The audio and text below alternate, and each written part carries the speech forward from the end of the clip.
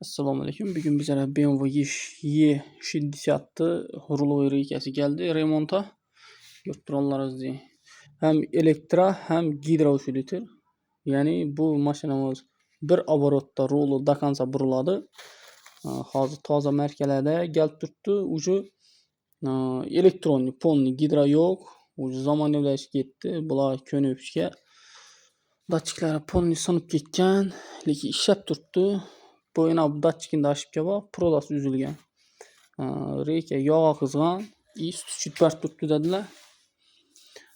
Yana bu ruloviy reykani tagida datchiki bor, datchik ichida magnit bor, datchik 3 volt bilan yoziladi, ichida magnit bor. Agarda bu magniti metka qilib olmaydigan bo'lsam, men dimkallariq agarda sal o'tib ketadigan bo'lsa metkadan, получается mashina ruli to'g'ri tursa, balon qiyshiq turadi, kalibrovkasi o'zgarib ketadi. Zanovo kalibrovka etish kerak. Shuning uchun metka qo'yib ochish kerak. Обязательно. Birinchi yil ochganimda 2019-yil metka qo'ymay ochganman. 2 kun kalibrovka qilib bilmaganmiz. Oxiri topdik kalibrovkasini, to'g'risi kallari ko'p. Zubiyasi yelanib ketgan.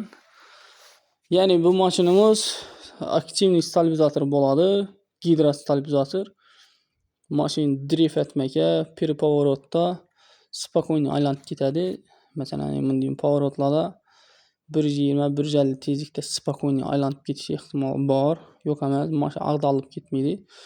Aktivniy stabilizator mashina qachon o'tirsa, shonni ko'taradi. Gidrostabilizator. BMWlarda shunday ruloviy reyka ko'p uстановка etilgan. X5 da bor, BMW E60 da bor, naвороченныйlar. Hozir X6'larda elektronli stabilizator qo'yib tashladilar. Shunday u yoqni o'zi ko'taradi. Xudo xolasa buni bo'laklab uzatamiz. Bo'laklarning jarayonlarini qo'yib boraman kalta video.